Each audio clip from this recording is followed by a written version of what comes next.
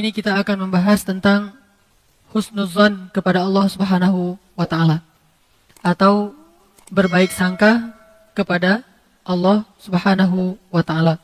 Di dalam sebuah hadis qudsi yang diriwayatkan oleh Imam Muslim, Rasulullah sallallahu alaihi wasallam bersabda, Allah Subhanahu wa taala berfirman, jika kalian mendapatkan suatu kebaikan, maka pujilah Allah. Tetapi jika kalian ditimpa dengan suatu keburukan, maka janganlah kalian mencela kecuali diri kalian sendiri. Hadis qudsi ini sangat panjang, dan yang kita ambil tadi adalah ujung dari hadis qudsi ini. Salah satu pelajarannya, jika kalian mendapatkan kebaikan, maka pujilah Allah.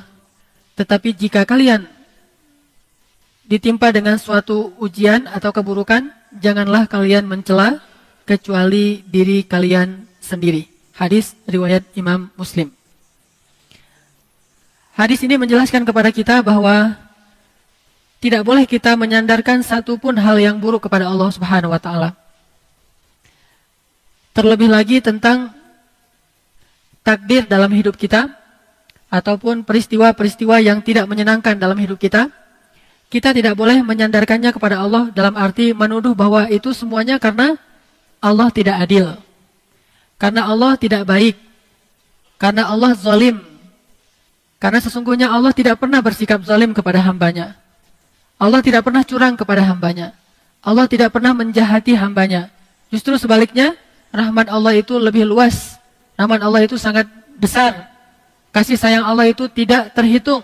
Wa in ta'uddu ni'matallah la tuhsuha. Sehingga tidak pantas bagi seorang hamba untuk menuduh Allah dengan tuduhan-tuduhan yang macam-macam. Kalau kita mulai berpikir yang negatif tentang Allah, karena mungkin ada hari di antara hari-hari dalam kehidupan kita itu yang kurang menyenangkan, maka kita sudah disebut orang yang suudzon kepada Allah Subhanahu wa taala.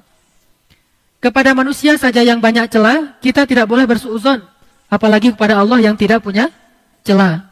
Manusia banyak celah. Banyak sekali celah manusia. Dia pelupa, dia itu silap, dia itu terbawa hawa nafsu, dia itu lemah, dia itu ikut-ikutan, dia itu bodoh. Banyak celah pada diri manusia, tapi tetap ayatnya ijtanibu, jauhilah prasangka kepada manusia. Karena sesungguhnya sebagian besar prasangka kepada manusia itu bohong. Sebagian kecil saja yang benar. Tapi kalau kepada Allah, semuanya bohong. Siapapun yang suudzon kepada Allah, semua suudzonnya itu bohong. Jadi tidak pantas bagi seorang muslim, tidak boleh kita sekalipun dalam hidup kita itu untuk berpikir negatif tentang Allah Subhanahu wa taala. Makanya ada kalimat subhanallah. Kalimat subhanallah itu kalimat tanzih. Tanzih itu artinya meniadakan semua hal-hal yang buruk tentang Allah Subhanahu wa taala. Membersihkan pikiran kita dari semua suudzon kepada Allah Subhanahu wa taala. Itu namanya tanzih, membersihkan. Sehingga kita menyebutnya dengan istilah subhanallah. Kita sebut dengan istilah tasbih. Subhanallah wa bihamdihi subhanallah al-azim. Subhanallah, maha suci Allah. Maha suci Allah dari cela. Maha suci Allah dari aib. Maha suci Allah dari keburukan. Maha suci Allah dari semua sifat-sifat yang jelek. Maha suci Allah subhanallah. Maka malam ini kita akan membaca ayat-ayat dan juga hadis-hadis serta mencoba untuk mentadaburi beberapa kisah tentang bagaimana seharusnya seorang hamba itu berhusnuzon kepada Allah Subhanahu wa taala. Mari kita awali dengan membaca firman Allah di dalam surat Al-Fath. Coba buka surat 48, surat Al-Fath ayat ke-6. Surat 48 ayat ke-6 surat Al-Fath.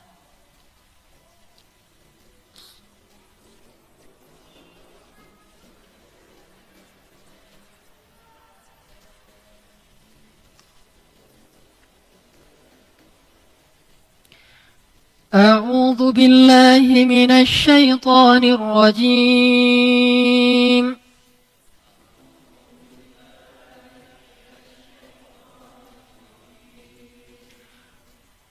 ويعذب المنافقين والمنافقات والمشركين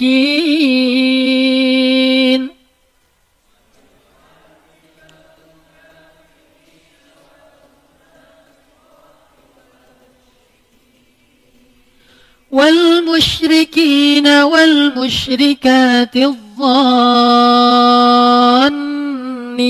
بالله ظن السوء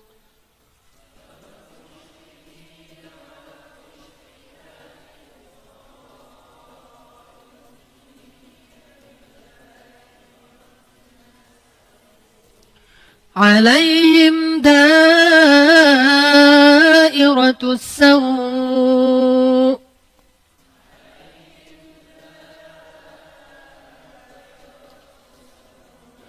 وغضب الله عليهم ولعنهم وأعد لهم جهنم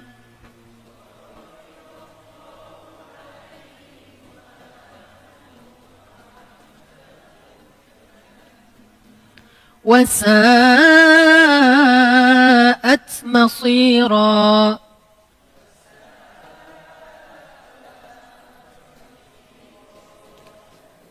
Dan dia mengazab orang-orang munafik laki-laki dan perempuan, dan juga orang-orang musyrik laki-laki dan perempuan yang berburuk sangka terhadap Allah. Mereka akan mendapatkan azab yang buruk, dan Allah murka kepada mereka dan mengutuk mereka, serta menyediakan neraka jahanam bagi mereka, dan neraka jahanam itu adalah seburuk-buruk tempat kembali. Di dalam ayat ini ada kalimat dhannina billahi dhannas saw, atau bahasa lainnya su'udzon, berburuk sangka kepada Allah Subhanahu wa taala. Siapa orang yang berburuk sangka kepada Allah? Bagaimana bentuk-bentuknya? Macam-macam. Salah satu di antara istilah berburuk sangka kepada Allah itu adalah iftira. Iftira.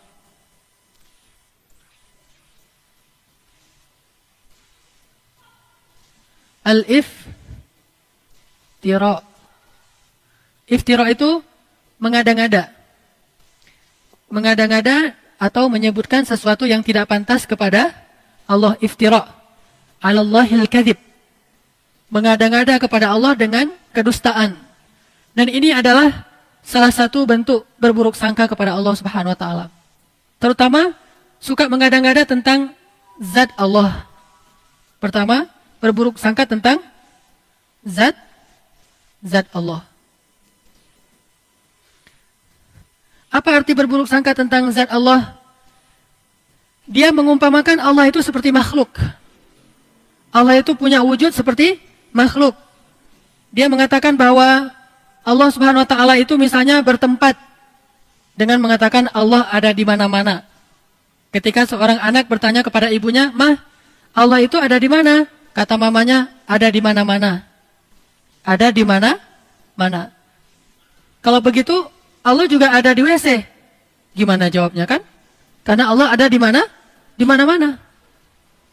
Terus jawaban yang benar bahwa Allah itu ada di mana? Gimana jawabnya? Dia bersama kamu dimanapun kamu berada. Wa huwa ma'akum aynama kuntum. Kalau kita bilang Allah ada di dalam hati, ini jawaban masih syubhat. Lebih jelas lagi kita jawab, dia bersama adik dimanapun adik berada. Artinya dia bersama, bukan ada di, tapi bersama. Ma'iyah, bersama itu bisa berarti melihat, bersama itu bisa berarti mendengar, bersama itu bisa berarti menolong. La tahzan, innallaha ma'ana. Allah bersama kita. Allah ma'as sabirin. Allah bersama orang yang sabar.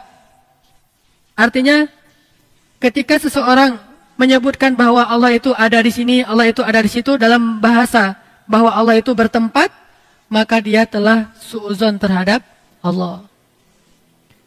Atau zat lain tentang Allah dikatakan bahwa Allah itu nggak sendiri.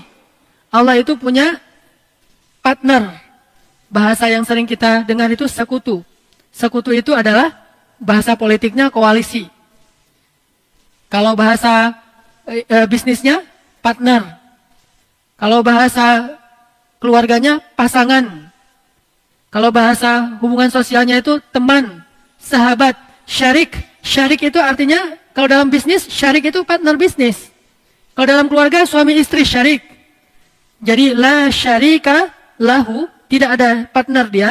Dia tidak punya partner, dia tidak punya sekutu, dia tidak punya untuk berbagi kekuasaan itu nggak ada. Karena dia ahad sendiri. Semua kekuasaan milik dia dan semua kebesaran milik dia. Tidak dibagi kepada yang lain.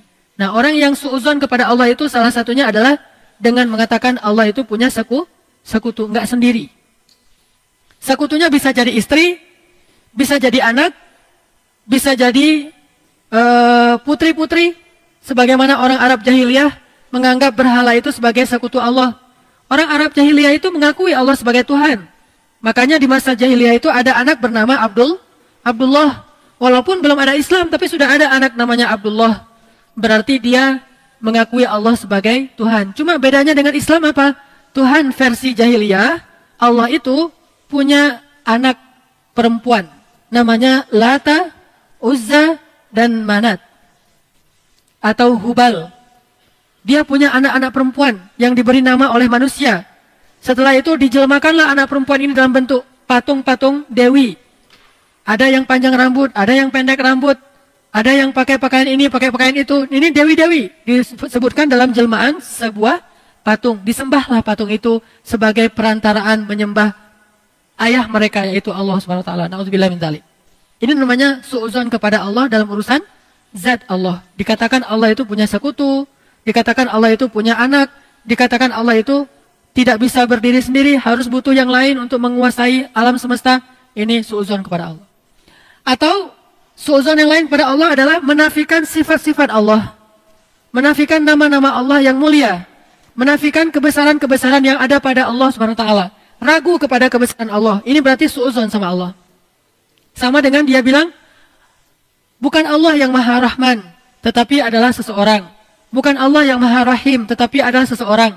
Bukan Allah yang Maha Aziz, tetapi adalah seseorang. Makanya, seringkali Allah menutup ayat di dalam Al-Quran itu dengan nama-nama dan sifatnya. Wahuwal ghafurur rahim, wahuwal azizul hakim, wahuwal rahmanur rahim, wahuwal sami'ul basir, wahuwa alimun khabir, wahuwa latifun khabir, wahuwa... Banyak nama-nama Allah yang disebutkan di akhir ayat. Untuk apa? Supaya kita mengakui Allah itu punya semua sifat dan nama-nama yang mulia. Sifat yang agung. Baik itu sifat jalal atau sifat kamal. Sifat jalal itu Rahman, Rahim, Ghafur, Ghaffar, Hakim, Wahhab, Wadud. Sifat kamal yaitu sifat Aziz, Jabbar, Qahar, Mutakabbir. Apalagi sifat-sifat yang keras. Semuanya adalah sifat-sifat Allah yang harus kita akui. Nggak boleh kita meragukan satupun di antara sifat-sifat Allah dalam kehidupan kita sehari-hari. Contoh, Allah Razzaq, Allah Maha Pemberi rezeki. Kita nggak boleh khawatir kalau kita, apa arti yakin dalam bahasa Arab, istilahnya apa? Percaya dalam bahasa Arab, istilahnya apa? Iman. Iman itu dari bahasa aman, yang artinya nyaman, tidak ada rasa gundah, tidak ada gangguan, tidak ada zilzal, guncangan, tidak ada raib, keraguan-raguan, aman. Maka orang yang beriman, hatinya aman. Orang yang beriman, hatinya tentram. Orang yang beriman, hatinya nyaman. Kalau kita yakin bahwa Allah Maha Pemberi rezeki, maka kenapa kita merasa takut? Kenapa kita merasa sedih? Kenapa kita merasa khawatir? Kenapa kita merasa gundah? Kenapa kita merasa was-was? Kenapa? Berarti kita tidak benar-benar yakin Allah sang pemberi rezeki. Kenapa khawatir? Allah kan yang ngasih rezeki. Kenapa kita harus ngebela-belain banget sesuatu yang Allah benci? Kita ambil sesuatu yang Allah larang demi mendapatkan sesuatu nasi, katanya ikhtiar. Padahal Allah yang memberi rezeki, bukan pekerjaan, bukan seseorang, bukan siapapun, tetapi Allah lah yang memberi rezeki. Sehingga orang yang yakin kepada Allah bahwa Allah itu Maha Pemberi rezeki, dia tidak akan, pikirannya itu nggak akan kemana-mana, nyaman. Tapi ketika dia mulai suudzon sedikit saja, bisa nggak ya saya makan hari ini? Berarti dia sudah suudzon kepada zat Allah sang Maha Pemberi rezeki. Kalau saya nanti nikah, saya bisa ngasih makan nggak kepada istri dan anak-anak saya? Asa ayyughniyahumullah, kata Allah. Allah yang akan mencukupkan kebutuhan mereka. Yughni bukan cuma cukup, memperkaya mereka. Ngapain lagi khawatir? Yang penting laksanakan perintah Allah. Kalau Allah bilang kerja, ya kerja. Allah bilang cari yang halal ya cari yang halal. Setelahnya nggak usah khawatir. Maka belajar akidah itu nomor 1 dalam agama. Namanya fiqhul akbar, fikih terbesar. Baru setelahnya ada fikih asghar, yaitu ibadah dan muamalah. Fikih yang paling besar, orang Indonesia itu jarang belajar. Baru masuk ke musola, ke masjid, anak kecil baru TK atau SD langsung diajarkan tentang sholat. Fikih kecil. Diajarkan tentang akhlak, fikih kecil. Sedikit yang diajarkan tentang akidah, yang itu adalah fikih besar. Sehingga walaupun dia udah sholat, walaupun dia udah tahu tentang ibadah, tapi dia belum punya keyakinan yang kuat sehingga gampang galau. Muncullah generasi galau. Kenapa? Nggak ada akidahnya. Coba lihat di Mekah, ayat-ayat yang turun di Mekah, apa isinya? Akidah akhirah, akidah akhirah, akidah akhirah. Iman kepada Allah, iman kepada hari akhir. Itu aja terus isinya. Baru nanti setelah di Madinah muncul sholat. Sholat yang sudah 5 waktu. Walaupun dia menjelang hijrah ke Madinah. Sholat 5 waktu. Kemudian puasa, kemudian zakat, kemudian jihad. Kemudian menutup aurat, hijab. Kemudian haji, umrah di Madinah. Kalau sholat menjelang Madinah. Walaupun sholat itu sudah ada sejak awal risalah. Tapi dikonsep dalam bentuk 5 waktu menjelang ke Madinah. Intinya syariat itu baru muncul setelah sampai di Madinah. Sebelumnya akidah akhirah, akidah akhirah. Coba lihat ayat-ayat tentang yang di juz amma. Rata-rata akhirah, akidah. Ini menunjukkan bahwa yang harus kita bangun terlebih dahulu adalah jangan suudzon sama Allah. Kalau kita udah nggak suudzon sama Allah, insya Allah kita nggak akan suudzon sama manusia. Kita tidak akan menjelek-jelekkan manusia. Kenapa? Bagaimanapun juga dia adalah ciptaan Allah. Makanya salah satunya yang paling gampang misalnya Allah Maha Pemberi rezeki. Udah kenapa ragu? Kenapa kita bilang, ini nggak boleh pekerjaan ini haram. Tapi keuntungannya gede. Berarti makin gede dosanya. Udah tinggalkan saja pekerjaan ini, ambil pekerjaan lain yang halal. Terus saya mau makan apa? Nah ini nggak yakin sama Allah nih, iftira. Ini suudzon sama Allah. Kalau misalnya dikatakan, ini haram Ustaz? Haram. Tanya lagi ke Ustaz lain, Ustaz ini halal nggak? Haram. Ustaz ini halal nggak? Haram. Dalilnya jelas. Ya sudah, mulai hari ini juga saya langsung akan resign. Saya akan minta berhenti. Bahkan uang pensiunnya pun saya nggak berani makan. Kalaupun saya ambil, saya kasih ke fakir miskin. Tapi saya tidak akan makan. Kenapa? Saya tahulah Allah yang Maha Pemberi rezeki. Falima syak. Lalu kenapa ragu? Kenapa was-was? Kenapa khawatir? Gara-gara kurang yakin kepada Sang Pemberi rezeki. Kan enak hidup kalau udah yakin sama Allah Maha Pemberi rezeki. Dan yakin itu yakin yang paling benar. Kalau keyakinan kepada selain Allah, keyakinan yang palsu. Hari ini kita mendapatkan bukti, besok udah nggak ada lagi bukti itu. Dia sudah mengecewakan. Tapi kalau yakinnya kepada Allah, Allah Maha benar. Kita sering mendengar itu. Shadaqallah. Bahkan kalau ada orang yang ngaji lupa bilang Shadaqallahul Azim, kita protes. Tapi kita nggak percaya sama Allah, itu aneh tuh. Ada orang ngaji, kan Shadaqallahul Azim itu bukan bagian dari ayat ya. Jadi kalau kita habis ngaji bisa bilang Shadaqallahul Azim itu dengan keras atau pelan. Nggak harus Shadaqallahul Azim. Itu kan qori. Kan kita nggak harus gitu. Kita bisa baca misalnya wasa'at masira. Shadaqallahul Azim. Bisa. Atau bareng-bareng Shadaqallahul Azim semuanya kan bisa kan? Namanya juga bukan ayat. Kalau lupa dibaca pun tidak dosa. Tapi karena luar biasa ya kita ya hebat. Kalau ada yang lupa bilang Shadaqallahul Azim, Ustaz kok tadi nggak pakai Shadaqallahul Azim? Tapi giliran dikatakan yang tadi, Allah Maha Pemberi rezeki, tinggalkan pekerjaan itu. Terus nanti saya makan apa? Mana Shadaqallahul Azim? Mana yang dia bilang Allah itu Maha benar? Udah gitu terjemahannya salah lagi kan? Maha benar Allah dengan segala firman-Nya. Padahal apa? Maha benar Allah yang Maha Agung. Oh kok gitu Ustaz? Kan udah berpuluh-puluh tahun sejak zaman Soekarno kita udah Maha benar Allah dengan segala firman-Nya. Itulah orang kita, kalau udah jadi kebiasaan, nggak mau lagi diubah. Takut dengan perubahan. Dia bilang nggak boleh fanatik. Kenapa fanatik kepada yang nggak benar? Kenapa nggak berfanatik kepada yang benar? Itu aja ada terjemahannya salah. Dan terus kenapa juga harus kalau ada qori itu terus sari tilawah harus perempuan? Mentang-mentang gara-gara istilahnya sari gitu? Harus perempuan? Shadaqallahul Azim. Udah sebelahnya aku berlindung dari godaan setan. Nunjuk lagi tuh. Yang terkutuk. Ini kenapa harus gini gitu loh. Aneh kan? Kenapa nggak si qori'nya aja? Kan udah ada Quran terjemah, tinggal baca. Dia baca gini nih. Dengan nama Allah yang Maha Pengasih lagi Maha Penyayang. Sungguh kami telah memberikan kepadamu kemenangan yang nyata, kan jelas. Kenapa harus ada 2 orang? Satu laki-laki, satu perempuan. Bukan muhrim pula. Saya qori waktu kecil. Jadi saya sering tampil di televisi. Malam Jumat, sari tilawahnya perempuan. Masih kecil untungnya. Coba kalau udah remaja. Sari tilawahnya perempuan. Qori'ah, suaranya bagus. Dia, aku berlindung apa segala macam. Nanti kalau ayatnya tentang neraka, oh, kayak orang baca puisi kan? Ini karena kebiasaan kita.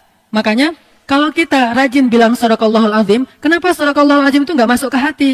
Kenapa cuma di lisan? Shadaqallahul Azim, maha benar Allah yang maha agung. Kenapa enggak? Oh benar tuh, memang benar, ayat itu memang benar. Memang Allah maha Razzaq, memang Allah maha Rahman, memang Allah maha Ghafur, memang Allah Wahhab. Jadi kalau misalnya dia belum dapat anak, berdoa lagi, berdoa supaya Allah kasih anak. Udah berdoa, bukan udah, nggak ada cerita udah berdoa, terus berdoa. Kenapa? Kalau nggak dikasih anak nanti dikasih di mana? Di surga. Emang di surga ada anak? Hadis riwayat Tirmidzi. Baru aja kemarin saya baca. Kata Nabi, ketika seseorang menginginkan anak di surga, hari itu juga istrinya hamil dan melahirkan tanpa rasa sakit. Hadis riwayat Tirmidzi. Abu Dawud. Ketika seseorang menginginkan anak di dalam surga, hari itu juga istrinya hamil dan melahirkan tanpa rasa sakit dan tanpa menghilangkan keperawanannya. Lahir anaknya. Berarti kita punya anak banyak di surga? Punya anak banyak. Makanya nggak usah berputus asa, minta aja anak. Rabbi habli minas salihin. Rabbi habli min ladunka waliya. Waj'alhu rabbi radiyya. Rabbi habli min ladunka dzurriyyatan thayyibah. Rabbana hab lana min azwajina wa dzurriyyatina qurrata ayun. Kok belum Ustaz? Ala inna nasrallahi qarib. Innallaha sami'ud du'a. Rabbi habli minas salihin. Rabbi habli minas salihin. Terus saja minta. Kenapa? Allah kita yakin Sami', Maha mendengar.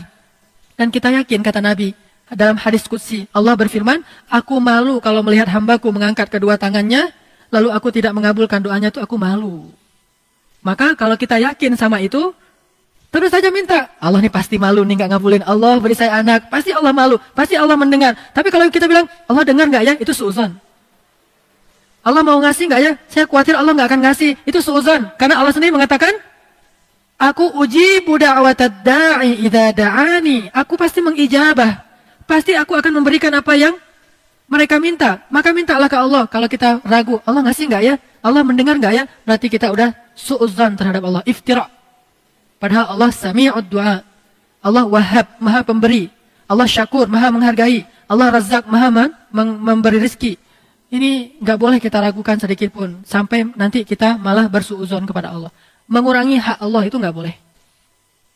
Jangankan kita ngomong, belum ngomong aja udah tahu. Siapa yang cuma diam-diam aja Allah langsung kabulkan?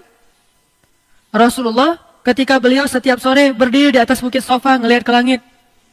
Kayak gitu doang terus pulang. Besok berdiri lagi lihat ke langit, terus pulang.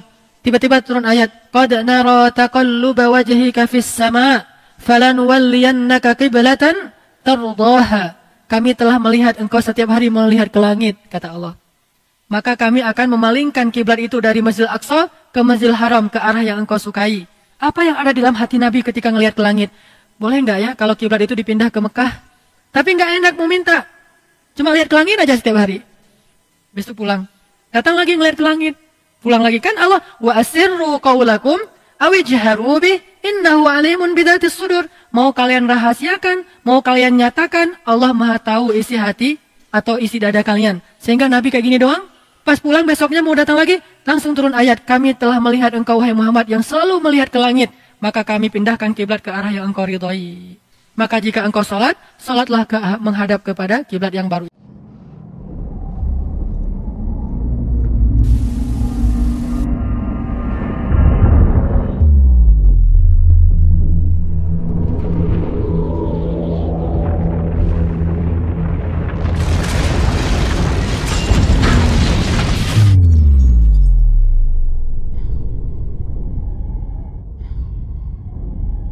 Itu. Ini menunjukkan bahwa Rasulullah Shallallahu Alaihi Wasallam itu bahwa Allah SWT itu maha tahu isi hati, apalagi yang sudah ditalaffuz kita ngomong. Sampai Nabi pernah melihat orang berdoa itu sambil teriak-teriak kepada Allah. Kata Nabi, sesungguhnya kalian tidak sedang berdoa kepada yang tuli. Allah itu maha mendengar, jadi nggak usah teriak-teriak, nggak usah gitu-gitu juga kali, gitu ya. Udah doa aja yang lembut. Nidaan khafiyah. Doa siapa itu?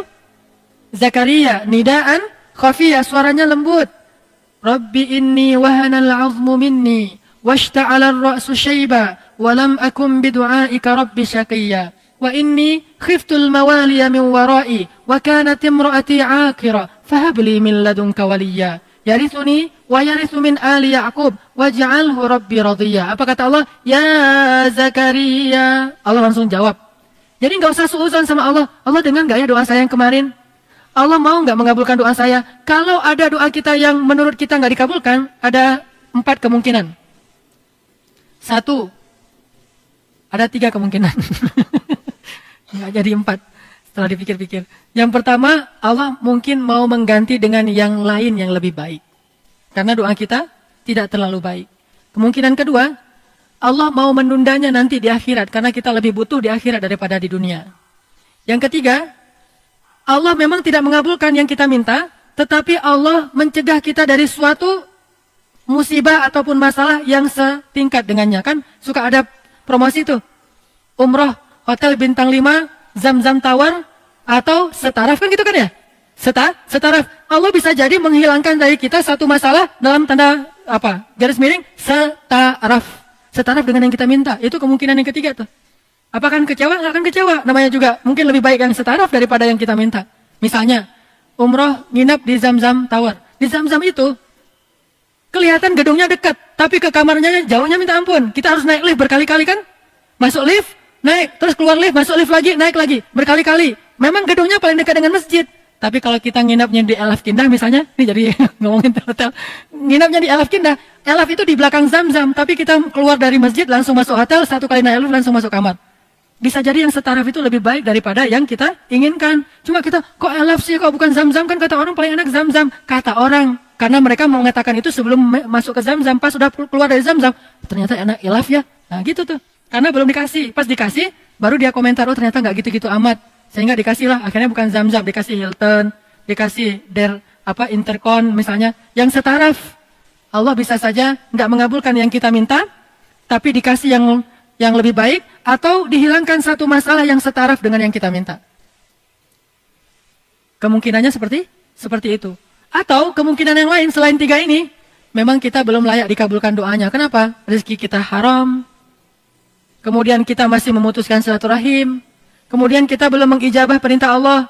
Falyastajibu li wal yu'minu bi. Hendaklah mereka memenuhi panggilanku, kata Allah, baru aku penuhi panggilannya. Aufu bi ahdi ufi bi ahdikum. Tunaikan janji kalian, aku tunaikan janjiku. Fadhkuruni azkurkum. Ingat aku ingat kalian. Ihfazillah yahfazka. Jaga Allah, Allah akan jaga kalian. Ana inda dhanni abdi bi. Makanya pakailah zon yang baik.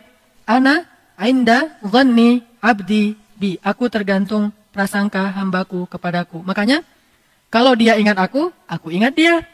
Kalau dia sebut namaku, aku sebut namanya di dalam majelis yang lebih baik. Kalau dia mendekat kepadaku sejengkal, aku mendekat kepadanya sehasta. Kalau dia mendekat kepadaku sehasta, aku mendekat kepadanya sedepa. Kalau dia datang kepadaku dengan berjalan, aku datang kepadanya dengan berlari. Aku tergantung prasangka hambaku kepadaku. Makanya, jangan berprasangka yang buruk kepada Allah. Allah nggak akan kasih nanti. Jangan kita bilang, Allah bisa nggak ya kasih saya makan? Bukan cuma kita yang Allah jaminkan makan. Semut, bahkan dud, ulat yang paling kecil yang berada di dalam laut pun dijamin oleh Allah makannya. Allah yang jamin. Lalu kenapa kita nggak terjamin? Orang kita punya akal, kita lebih sempurna daripada ulat yang nggak punya mata, nggak punya akal, nggak punya mata bahkan. Tapi dia dijamin dapat rezeki. Nggak usah khawatir. La tahzan. Jangan khawatir, jangan sedih. Karena sesungguhnya kita punya Rabb yang maha agung. Kita beruntung. Allah menyebut kita sebagai hambanya, sehingga kita punya Allah, punya Rabb yang maha luar biasa, sehingga terjamin udah. All risk, semuanya dijamin oleh Allah. Nggak ada istilah cuma TLO doang. All risk, semuanya resiko Allah yang jamin. Apa masalah kamu? Oh tenang. Apa masalah kamu? Oh tenang. Kenapa? Allah punya sifat dan nama-nama yang mulia, lebih dari 99 nama. Makanya nggak boleh suuzon kepada zat Allah. Yang kedua, suuzon kepada ketentuan Allah. Namanya takdir, qadha dan qadar.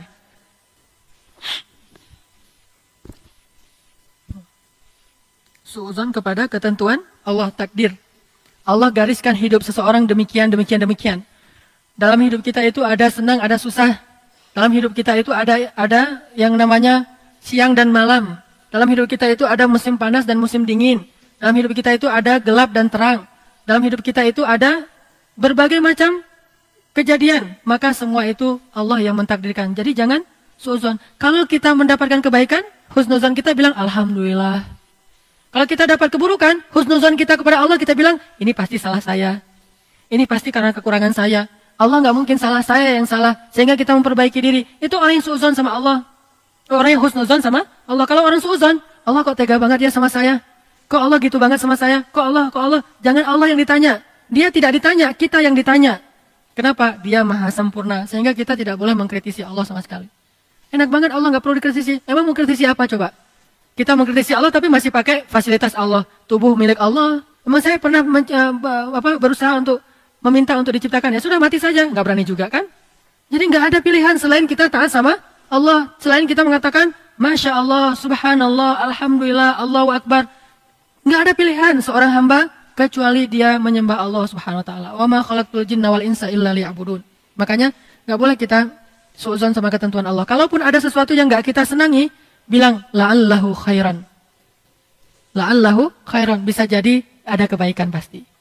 Mudah-mudahan ada kebaikan. Kita yakin bahwa semua takdir Allah itu ada kebaikan.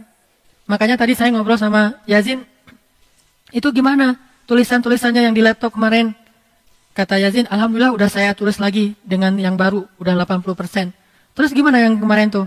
Wa asa an takrahu syai'an wa huwa khairul lakum. Bisa jadi yang kamu benci, itu yang paling baik untuk kamu, kata Yazin. Ini kan orang yang mengerti nih, husnuzon sama Allah. Itulah tujuannya menghafal Quran kan ya? Banyak bahan dari Al-Quran. Ketika ngomong keluar ayat. Kalau kita kan kalau sekali kita ngomong keluar cenah. Sekali ngomong keluar cenah kan ya? Kalau ini sekali ngomong Allah berfirman, Rasulullah bersabda. Kalau kita cenah terus menerus. Kalau orang yang hafal Quran, Allah berfirman. Kalau orang yang hafal hadis, kata Rasul, kan enak tuh. Dan kata Allah itu maha benar, Rasulullah tidak berbicara kecuali kebenaran, kan paling enak nih. Kalau dapat dua ini nih, Al-Quran, hadis, banyak dihafal. Nggak harus 30 juz. Kalau mampu ya lebih baik, tapi kalau nggak semampunya, sehingga ketika ada masalah, oh Allah berfirman gini, wa asa an takrahu syai'an wa huwa khairul lakum. Ini kenapa saya bawa? Karena tadi habis ngobrol sama Yasin, rencananya bukan materi ini malam ini nih. Karena habis ngomong, oh ini penting banget nih disampaikan kepada jamaah biar kita pada tahu semuanya. Masuk ke ayat Al-Fat. Karena beberapa ayat dihafal, oh ini ya, di sini ada juga ayatnya, di sini cepat gitu. Kenapa? Karena emang kayak gitu ayat Allah dan jelas. Tapi kalau kita nggak ngafal Quran, itu ayatnya di mana ya? Ntar tanya Ustadz dulu, Ustadz BBM Ustadz. Ustadznya nggak dibalas, Ustadz sombong nggak dibalas, BBM lagi. Nggak selesai masalah kita. Hadis nggak gitu juga. Nggak tahu hadisnya, tapi kalau kita hafal Quran, hafal hadis, hadisnya luar biasa. Kalau kita hafal juga hadis, selain kita rajin hafal Quran, udah selesai masalah kita. Sehingga kalau ada masalah dalam hidup kita bilang la'allahu khairan. Bisa jadi ada kebaikan. Bisa jadi ada kebaikan. Coba buka Al-Quran, surat Al-Baqarah, ayat 216, yang sangat populer itu. Ayat ini wajib dihafal oleh seorang mukmin. Jadi slogan hidup kita. Surat Al-Baqarah, ayat 216. Walaupun pembukaannya tentang perang, coba lihat setelah kalimat perang itu, wa asa an takrahu syai'an wa huwa khairul lakum wa asa an tuhibbu syai'an wa huwa syarrul lakum wallahu ya'lamu wa antum la ta'lamun. Bisa jadi kalian benci sesuatu padahal itu baik bagi kalian. Bisa jadi kalian sukai sesuatu padahal itu buruk bagi kalian. Intinya Allah Maha tahu sedangkan kalian tidak tahu. Allah yang Maha tahu. Makanya kalau ada terjadi sesuatu dalam hidup kita, kita pakai ayat ini. Wa asa an takrahu syai'an wa huwa khairul lakum. Bisa jadi yang kamu benci itu ada kebaikan. Allahu ya'lamu wa antum la ta'lamun. Allah ngerti, kalian nggak ngerti. Udah, beres kan? Ridho kan? Lapang dadanya. Usaha lagi. Ini kalau kita mau husnuzon sama Allah. Bahannya Al-Quran tetap. Bahan pola berpikir, mindset kita itu dibangun dengan Al-Quran. La'allahu khair. Ada sebuah buku karangan para ulama, judulnya Qul la'allahu khair. Katakan, semoga ada kebaikan di situ. Ini judul buku. Katakan, semoga ada kebaikan. Ini adalah perintah yang untuk didawamkan dalam hidup kita. Pokoknya ada masalah apa-apa aja, katakan saja la'allahu khair. Mudah-mudahan ada kebaikan di sini. Berarti dia husnuzon kepada takdir Allah. Kalau Allah tentukan hujan, la'allahu khair. Mudah-mudahan ada kebaikan. Allah tentukan panas, la'allahu khair. Mudah-mudahan ada kebaikan. Allah beri dia sehat, la'allahu khair. Mudah-mudahan ada kebaikan. Allah beri dia ujian sakit, la'allahu khair. Mudah-mudahan ada kebaikan. Allah kasih dia kelapangan rezeki, la'allahu khair, mudah-mudahan berkah. Allah kasih dia ujian dalam kesempitan rezeki, la'allahu khair, mudah-mudahan dapat kebaikan. Selalu dia bilang la'allahu khair, mudah-mudahan ada kebaikan. Ini orang yang husnuzon kepada ketentuan Allah Subhanahu wa taala. Ini mukmin seharusnya begitu. Husnuzon kepada ketentuan Allah. Insyaallah nanti kita lanjutkan setelah sholat Isya. Bismillahirrahmanirrahim. Bapak Ibu sekalian, coba kita buka firman Allah di dalam surat Al-Ahzab, surat 33 ayat 10. Surat Al-Ahzab, surat 33 ayat 10. Surat 33 Al-Ahzab ayat 10. A'udzu billahi minasy syaithanir rajim.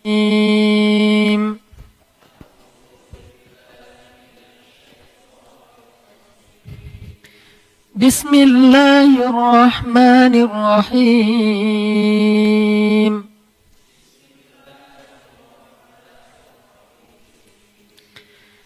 إذ جاءوكم من فوقكم ومن أسفل منكم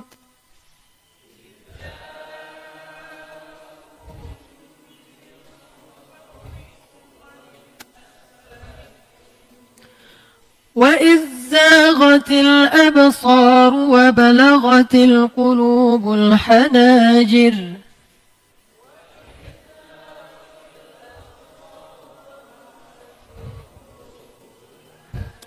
وتظنون بالله الظنون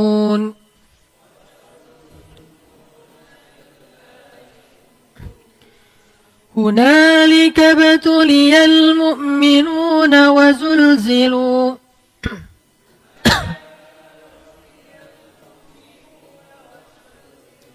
وزلزلوا زلزالا شديدا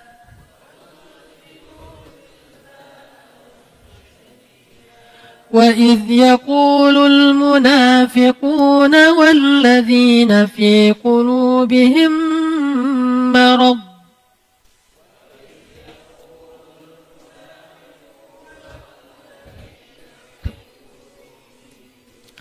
ما وعدنا الله ورسوله إلا غرورا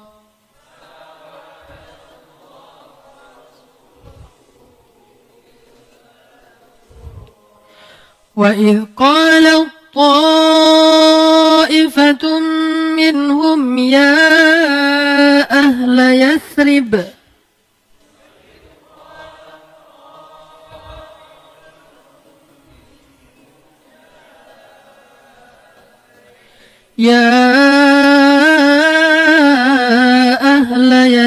لا مقام لكم فارجعوا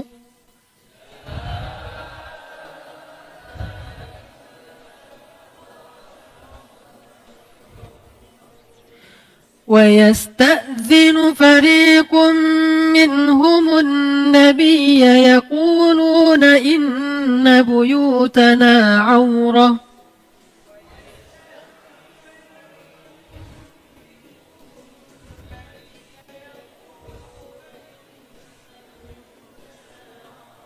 وما هي بعورة إن يريدون إلا فرارا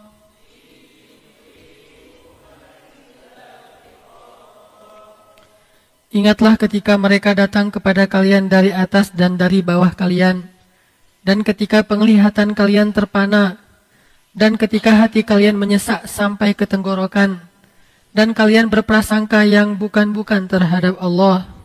Disitulah diuji orang-orang yang beriman dengan ujian hati atau perasaan, dengan cara diguncang dengan guncangan yang sangat dahsyat.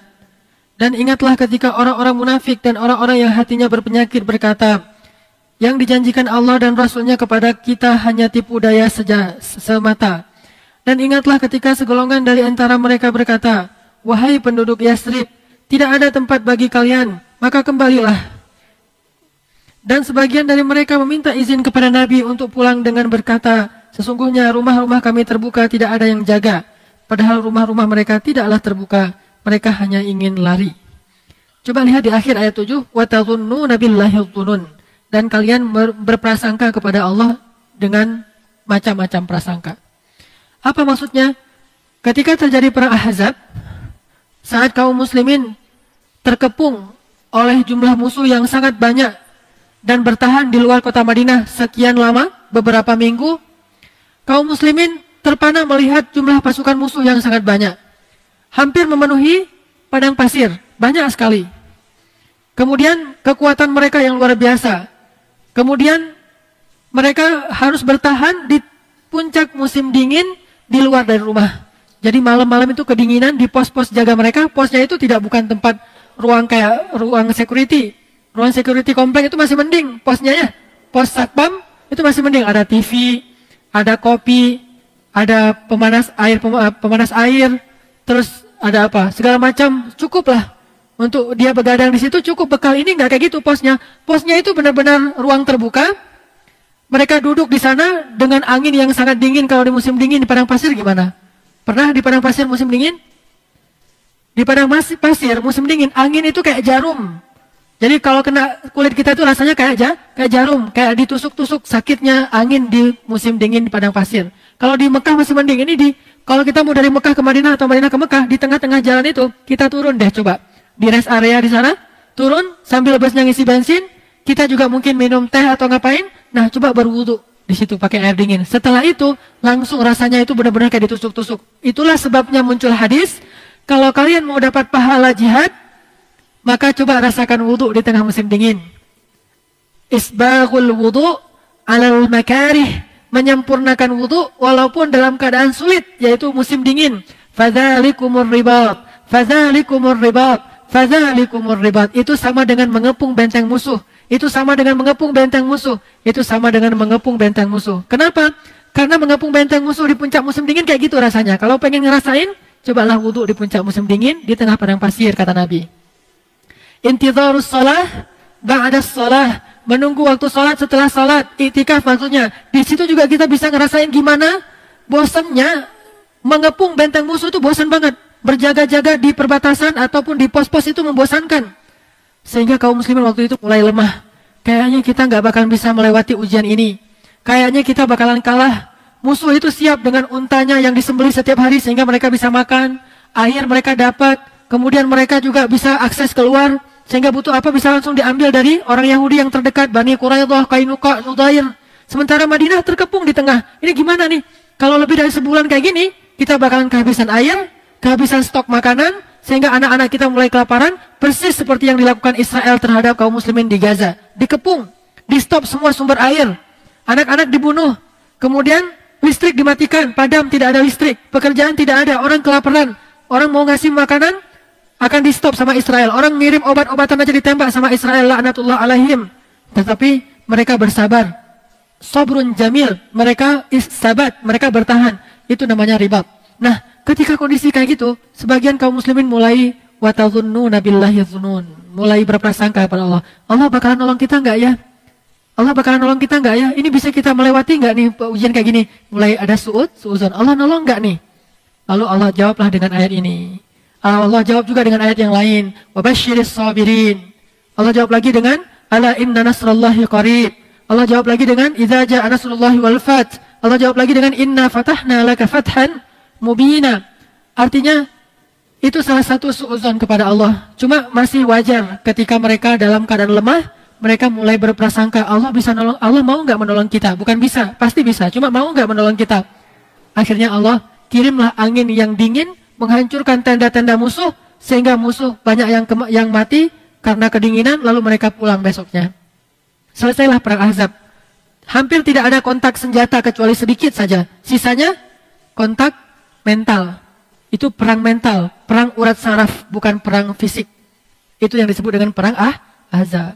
Makanya di situ ada pelajaran tentang suudzon. Kadang kita kayak gitu, ketika kita berada dalam keterpurukan yang luar biasa, diuji habis-habisan, hampir merasa tidak berdaya, udah habis semua daya upaya kita. Di situ kadang-kadang muncul suudzon. Mana pertolongan Allah? Kok nggak datang pertolongan Allah? Mata nasrullah. Kapan datang pertolongan Allah? Allah menjawab, ala inna nasrallahi qarib. Sudah dekat, sudah dekat. Tunggu sebentar lagi, tunggu. Makanya salah satu di antara hal yang harus kita belajar sebagai seorang muslim itu adalah berprasangka baik kepada Allah. Baik tentang kebesaran Allah ataupun tentang keputusan dan ketentuan Allah. Kita berprasangka baik. Allah itu Maha menolong dan apapun yang menimpa kita itu pasti ada kebaikannya. Allah pasti menitipkan kebaikan. Masih ingat cerita di zaman Nabi Daud, seorang ibu. Ibu ini punya anak perempuan, single parent, gak punya suami. Dia satu-satunya yang menafkahi anaknya. Kerjanya ngapain? Menenun kain lalu dijual di pasar. Suatu hari dia sedang menenun kain kan? Setelah lagi menenun kain gitu hampir selesai, dia taruh. Mungkin ada yang harus dia kerjakan di belakang. Tiba-tiba datang seekor burung mengambil kainnya dan dibawa terbang. Padahal kain itu satu-satunya harapan untuk memberi rezeki kepada anak-anaknya. Anak-anaknya udah gak makan. Kalau kain itu bisa dijual hari ini, lumayan bisa makan beberapa hari. Malah diambil sama burung. Datang ke Nabi Daud, ya Nabi Allah, memangnya Allah benar-benar Maha pemberi rezeki? Allah akan menepati janji, menjamin hidup seseorang? Kata Nabi Allah, ya amatullah, kenapa engkau berkata demikian? Dia ceritakanlah. Lagi enak-enak cerita, tiba-tiba datang 10 orang nelayan kepada Nabi Daud. Engkau yang bernama Daud, Nabi Allah? Ya, saya Daud. Ada apa? Kami para nelayan ingin menceritakan suatu kejadian dan nanti kami akan memberikan sesuatu. Apa? Ketika kami sedang berlayar, baru aja tadi, kami dihadang dengan ombak yang tinggi, badai yang luar biasa, dan kapal kami berlubang. Sehingga banyak masuk air, kami hampir tenggelam. Sehingga kami bernazar, ya Allah, kalau kami selamat hari ini, kami akan bersedekah 10 dinar masing-masing. Sehingga 10 orang menjadi 100 dinar. Tiba-tiba datanglah seekor burung. Burung itu menjatuhkan kain yang tepat jatuhnya di lubang kapal kami, sehingga kapal kami itu kami tambal dengan kain itu tertutup, lalu tidak lagi masuk air, dan kami bisa selamat. Ini kainnya. Dibawa kainnya. Pas dilihat, ini adalah kain si ibu tadi yang diambil oleh burung. Maka hari ini kami ingin memberi sedekah nazar 100 dinar. Berapa 1 dinar? 2.600.000-an. Berarti 260 juta harga sehelai kain biasa. Nah mungkin kalau dijual lakunya 50.000, 100.000, ini jadi 270 juta. Dikasih ke Nabi Daud. Nabi Daud senyum aja. Ibu masih bilang Allah itu tidak adil? Allah tidak memberi rezeki? Ini ambil 100 dinar, 270 juta. Allah ngasih rezeki kepada ibu dengan cara yang kita nggak pernah duga. Tapi Allah punya rencana. La'allahu khair, la'allahu khair. Pasti ada kebaikan, pasti ada kebaikan. Kita husnuzon aja sama Allah. Pasti ada kebaikan. Yang terakhir, kita juga harus husnuzon kepada Allah bahwa Allah itu Maha menepati janji dan menghargai. Jangan suuzon. Jangan sampai kita berpikir, amal saya jadi sia-sia. Itu suuzon sama Allah. Bukankah Allah tidak akan menyia-nyiakan amal? Kalau Allah tidak akan menyia-nyiakan amal, berarti setiap mithqala dzarrah pasti dibalas oleh Allah. Pasti dibalas. Nggak usah remehkan amal yang kecil. Apa kata Allah? Anni la udhi'u amala amilin minkum min dzakarin wa untha. Aku tidak akan menyia-nyiakan amal kalian, baik laki-laki ataupun perempuan. Itu janji Allah. Gak usah khawatir udah gitu. Allah Maha Syakur. Allah Maha menghargai. Udah selesai, beramal aja. Gak ada amal kita yang sia-sia. Memaafkan orang lain, gak mungkin sia-sia. Melupakan kesalahan orang lain, gak mungkin sia-sia. Membantu orang yang pernah menyakiti kita, gak mungkin sia-sia. Apalagi, bersikap tawadhu, tidak sombong, gak mungkin sia-sia. Tidak ada yang tahu kebaikan kita karena kita rahasiakan biar ikhlas. Sehingga orang tidak menghargai kita, orang tidak memuji-muji kita. Nggak mungkin sia-sia. Pasti Allah balas. Karena Allah Maha tahu. Manusia walaupun dia tahu memang mau balas apa selain pujian. Pujian bisa dimakan? Pujian bisa membuat kita jadi untung? Nggak ada untungnya selain kepuasan secara hawa nafsu. Manusia kalaupun tahu nggak bisa balas banyak. Tapi Allah Maha tahu dan bisa membalas banyak. Sehingga nggak harus manusia itu tahu. Kalaupun manusia itu tahu, bukan dari kita, dari orang lain. Kalaupun dari kita, tetap jaga ikhlas, jangan sampai jadi riya. Karena nggak mungkin Allah menyia-nyiakan amal kita. Nggak mungkin, sekecil apapun. Masih ingat cerita di zaman Nabi Musa? Ketika Nabi Musa bertanya ke Allah, Nabi Musa itu julukannya apa? Kalimullah, bisa nelfon Allah langsung. Bisa langsung bicara dengan Allah, walaupun tidak melihat wajah Allah. Jadi ngomongnya langsung, cuma nggak bisa ngelihat orangnya, nggak bisa ngelihat zatnya. Berarti bisa nelpon. Sekarang mau ngomong sama Allah, tinggal ngomong, ya Allah. Allah jawab, wahai Musa. Enak banget kan? Bisa langsung ngomong sama Allah. Kalau Nabi Muhammad, lewat wahyu, lewat Jibril. Kalaupun bisa ngomong langsung ke Allah itu sifatnya ketika Isra Mi'raj saja. Sisanya pakai Jibril. Kalau Nabi Musa, langsung bisa ngomong. Cuma di balik hijab. Bahasa lainnya lewat teleponnya. Ya Allah, kata Nabi Musa, siapakah orang yang paling rendah di antara hambamu? Kata Allah, yang paling rendah di antara hambaku adalah orang yang terakhir kali masuk masjid, yang pertama keluar dari masjid. Masuk masjidnya yang paling belakangan, keluar masjid yang paling duluan. Asal sholat pasti masbuknya paling belakang, giliran keluar dia yang pertama menghidupkan dan menyalakan kendaraan.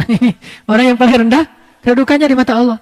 Pokoknya paling belakangan terus, langganan, masbuk, permanen.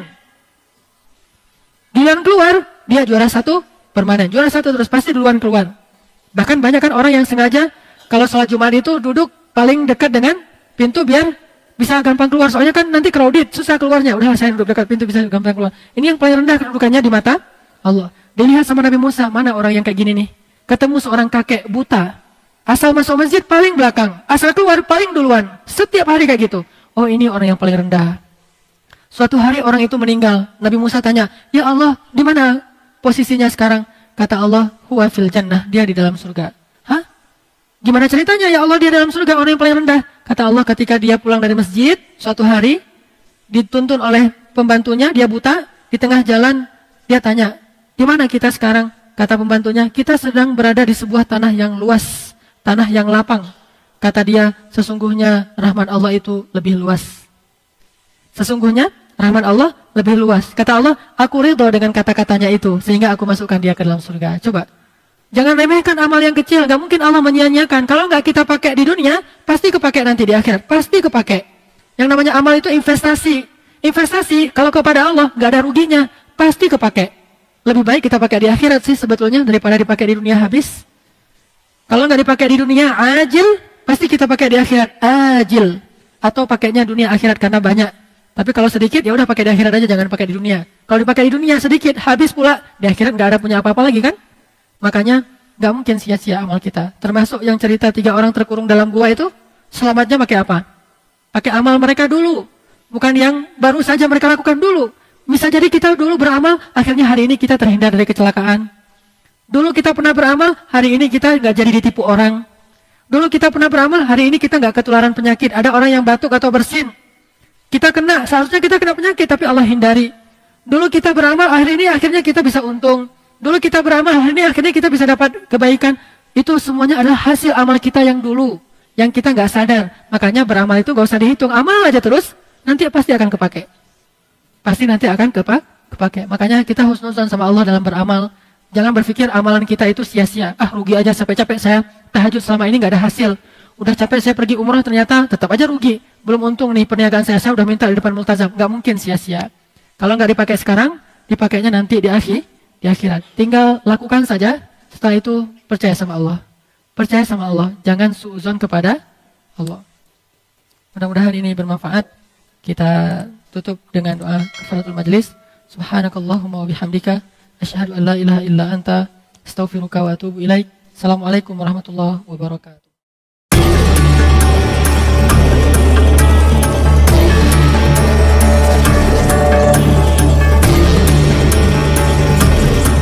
Ceramah Ustadz Hanan At-Taqi malam ini membahas tentang pentingnya memiliki husnudzan atau berbaik sangka kepada Allah Subhanahu wa Ta'ala.